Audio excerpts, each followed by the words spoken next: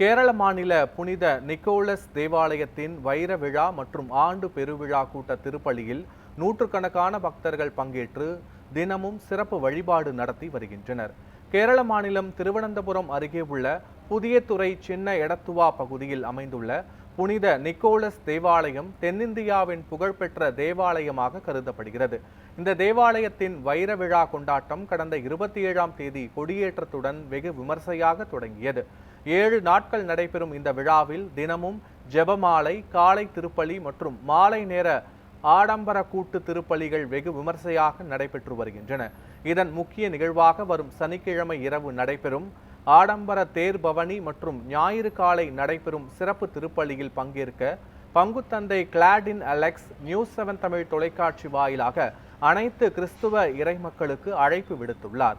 பக்தி, ஒற்றுமை மற்றும் சமூக இணைப்பை வலுப்படுத்தும் வகையில் இந்த வைர விழா திருவிழா கேரளம் மற்றும் அதனை சுற்றியுள்ள பகுதிகளில் வாழும் கத்தோலிக்க கிறிஸ்தவர்களுக்கு மிகுந்த ஆன்மீக நம்பிக்கையை ஏற்படுத்தி வருகிறது.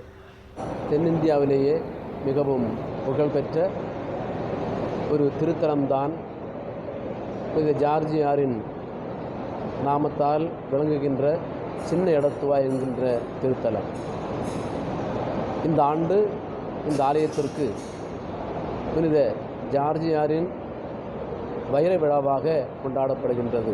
இந்த வருடம் சனிக்கிழமை 3ஆம் தேதி மிகவும் ஆடம்பரமான தேர்பவனி நடைபெற இருக்கின்றது. இதில் பல ஆயிரக்கணக்கான மக்கள் பங்கெடுக்கின்றனர். அதிலும் குறிப்பாக 4ஆம் தேதி காலை திருப்பயணிகளுக்காக 3 திருப்பலி நடைபெறுகின்றது. 4:30 மணிக்கு, 5:30 மணிக்கு, 9 மணிக்கு கோட்டார் ஆயர் வந்து சிறப்பு திருப்பலியை நிறைவேற்றுகின்றார். எனவே அனைத்து திருப்பயணிகளையும் மிகவும் அன்போடு இந்த ஆலயத்திலேயே வரவேற்கின்றோம். புனிதரின் ஆசி பெற்று நலமுள்ள மக்களாக வாழ அனைவரையும் வாழ்த்துகின்றோம்.